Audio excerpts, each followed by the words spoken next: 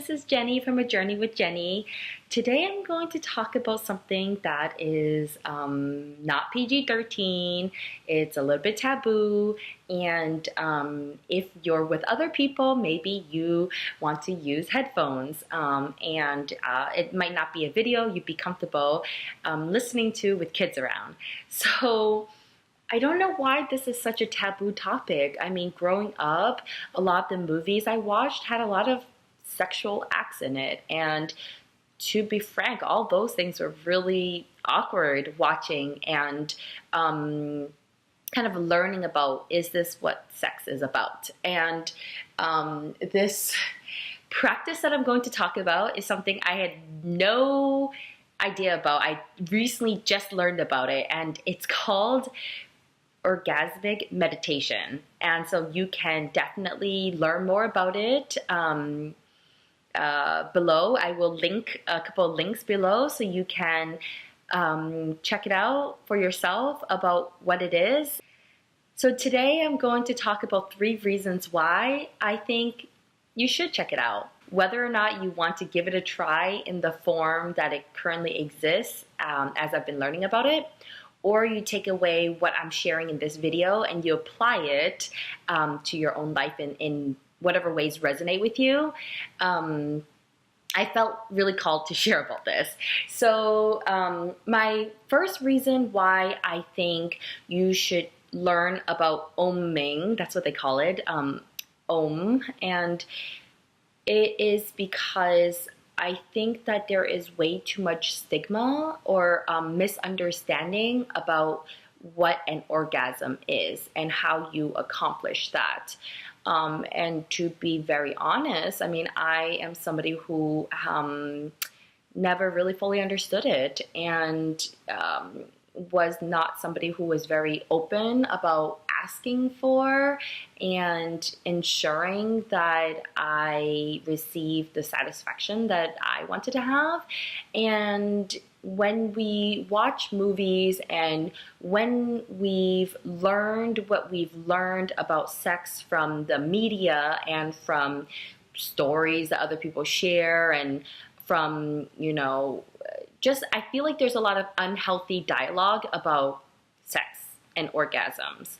And so do check out their website about orgasmic meditation and what they explain an orgasm is. And I think that when you look at a perspective of what it really is and not what people perceive it to be, then you'll realize that actually it's something that is really important to have in your life. The second reason why I think you should give OMing a research is because I think that there's a lot of hurt that happens actually sometimes from people who are in need of intimacy and pleasure, and the way that they believe that they can gain that is through and if they don't have a monogamous committed serious like relationship with somebody that they trust and can communicate with. And actually, hold on. So if you are in a loving, committed relationship, I think you should still give OMing a research, because I think that it will help enhance your relationship and really fully understand each other at a much deeper level than you could ever imagine. I truly believe that. So do check them out.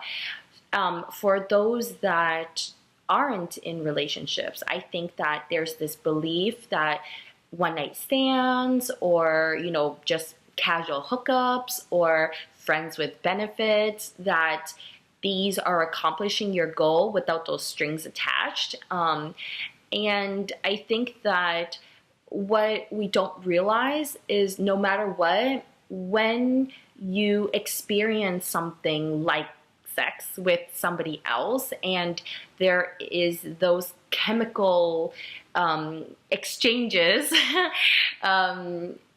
what happens in your body is that you receive this enormous high that following it, sure, you can say, oh, I don't care, oh, like it's no big thing or whatever, but you are going to experience that low if it's just a part of human nature. Like there's no way you can avoid that.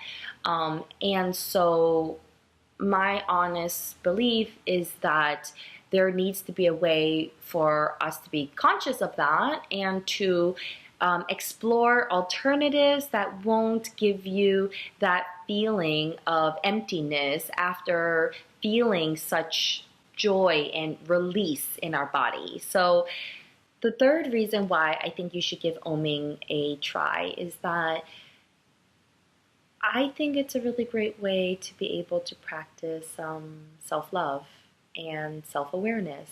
I think that many of us, or at least like I, move through life not really knowing what is it that I want, how is it that I want to feel, and what can help me feel that way. And I think that the practice of OMing, from at least the way I understand it, is that it really is a very radical way to communicate in a non-threatening, in a very safe, in a supportive environment where you let go of feeling self-conscious about things that you normally would feel self-conscious about.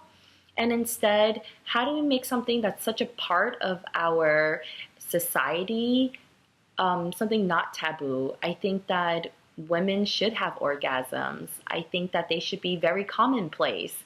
I think that both women and men should know how they're accomplished, and the reality that it's not what people perceive in movies, in porn, in stories. Like, I think there's so much misconceptions about sex and orgasms. And I think that when you look up OM and you realized how it's accomplished, I think what is really powerful is just learning that the smallest impact, the softest touches, the more kind and caring and intentional you are about approaching something as taboo, but as human as an orgasm, you will learn something you've never known about yourself. And I am so grateful that I've learned about this practice. I think it's a type of meditation I would never have learned about, but I think that it is a healthier way to find that sense of well-being than the alternatives in terms of what I see happening in society with sex and sexual encounters. So hopefully this video did not make you feel awkward. Please comment below what your thoughts are. Are you going to give OMing a try? If you feel more comfortable, please feel free to directly message me, and I would love to chat with you more about the concept of this orgasmic meditation. Thanks so much for watching, and I hope you subscribe to my videos where I am very vulnerable and I'm very authentic, and that's what you'll get from me. Thanks. Bye. Thank you so much for watching my video. If you're new to my YouTube channel, please check out my other videos below, and I hope you subscribe. Thanks for joining me on a journey with Jenney. Bye.